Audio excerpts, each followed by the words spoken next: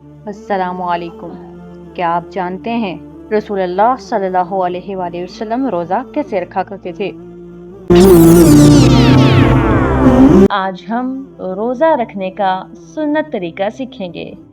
اگر آپ بھی جاننا چاہتے ہیں کہ رسول اللہ صلی اللہ علیہ وسلم کس طرح سے روزے رکھا کرتے تھے تو یہ ویڈیو آخر تک ضرور دیکھیں۔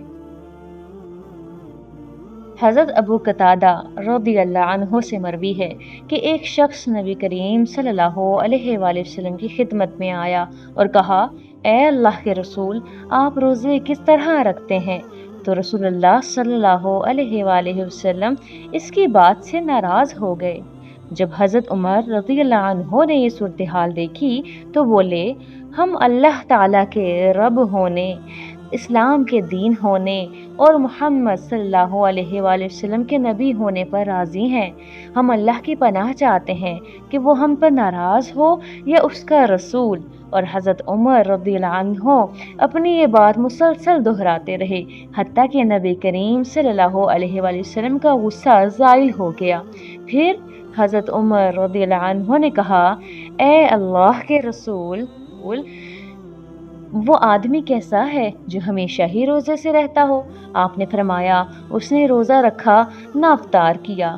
مسدد کے الفاظ تھے، یہ شق غیلان کو ہوا ہے۔ حضرت عمر رضی اللہ عنہ نے کہا، اے اللہ کے رسول، وہ آدمی کیسا ہے جو 2 دن روزہ رکھے اور 1 دن افطار کرے؟ تو آپ صلی اللہ علیہ وآلہ وسلم نے فرمایا، کیا بھلا کسی کو اس کی طاقت بھی ہے؟ حضرت عمر رضی اللہ عنہ نے کہا، اے اللہ کے رسول، اور وہ آدمی کیسا ہے جو 1 دن روزہ رکھے اور 1 دن افطار کرے؟ آپ صلی اللہ علیہ وسلم نے فرمایا، یہ حضرت داؤد علیہ السلام کا روزہ ہے۔ انہوں نے کہا، اے اللہ کے رسول، وہ آدمی کیسا ہے جو 1 دن روزہ رکھے اور 2 دن افطار کرے؟